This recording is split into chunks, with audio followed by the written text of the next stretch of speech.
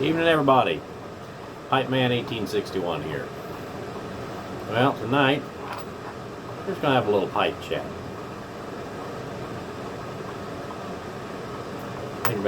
Talk about anything comes to mind.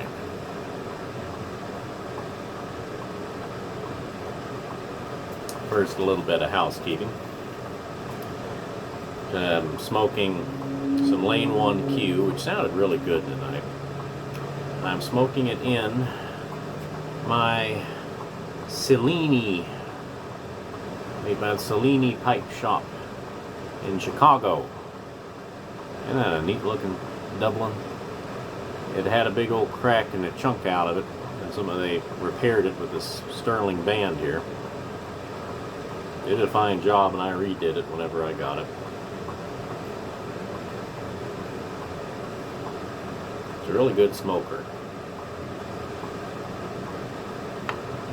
You can see the putty fills pretty clearly on it. I need to fix that one of these days. But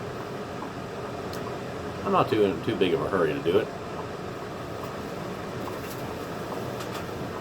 Well, I hope you all have had a wonderful week so far. Mine has been going quite well. My wife made a batch of sugar cookies. Man, those were good sugar cookies. I love my wife.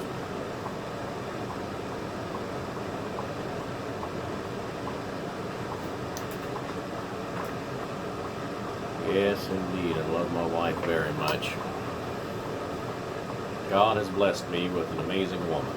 I don't deserve her in any way, shape, or form. Work is going good. Made friends with a fella, Steve is his name. I think I mentioned him in a previous video. Me and him have been having fun cutting it up a little bit. And he's been teaching me some things that I didn't know, so that it's been good. I don't know if you can tell by the lighting, but I got my lamp working again, my fell bowling. What happens when the fuel goes bad, the wick can't draw up the wick, it doesn't burn very well, so it carbons up the wick, really, the top of the wick real bad, so fuel cannot evaporate properly.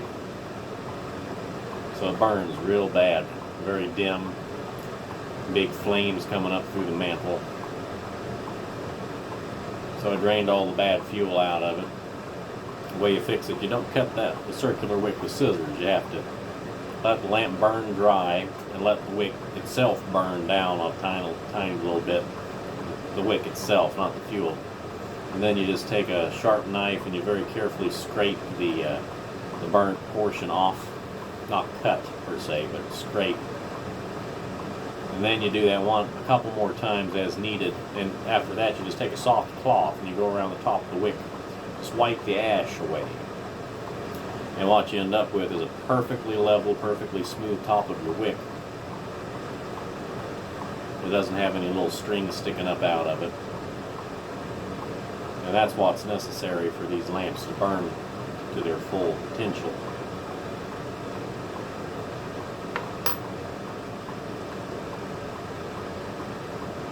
I really like my lamps.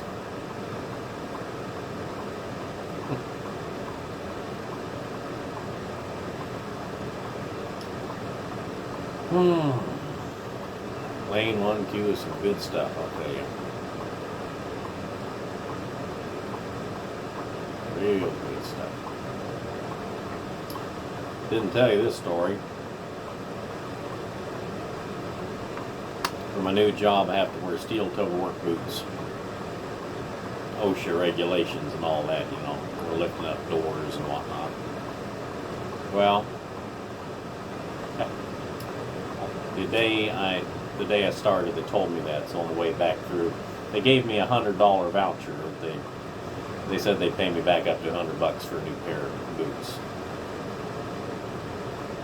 So I went to Walmart. Not the best quality boots in the world. I picked out a pair that seemed comfortable, and they've been really good so far. Leather style, you know. Well, the day after I got those, I think they were like $65, something like that. They weren't expensive. If they last me out the year, I'll be happy. But then I went to a yard sale over the weekend on Saturday. And I'll be blamed if there weren't a pair of steel-toed work boots there that fit perfect. Real nice ones too. They were about $185 brand new. Paid $1 for them. So now I got two pair. Ones I got at the yard sale will be kind of nice because they don't come up as high on the ankle. They're more like shoes than boots, so they'll be better in the hot weather. The ones I got at Walmart are the high ankle ones, which are better for the winter and also if I'm slogging around in the mud, which I probably won't be very much. But so I'm pretty well set up on steel-toe work boots for a little while. Hello, Ginger. Anyway, it's funny how that stuff works out. I'm convinced I wouldn't have found those boots there if I hadn't bought the ones at Walmart. That's usually how it seems to work for me. If I lose something, I'll never find it until I buy a new one. Oh well. And if I do buy something I need that I never had, a used one that's in perfect shape will pop up a week later. It just seems to be a pattern. Virginia. Ginger's been kind of insistent tonight. But anyway, everything's going good. So far, so good. Anyway, I've been talking long enough. This is Pipeman 1861 saying thank you so much for watching, everybody. And as the late great Roy Rogers always used to say, goodbye, good luck, and may the good Lord take a liking to you. Thank you so much for watching. Have a good evening. I'll see you next time. Bye now.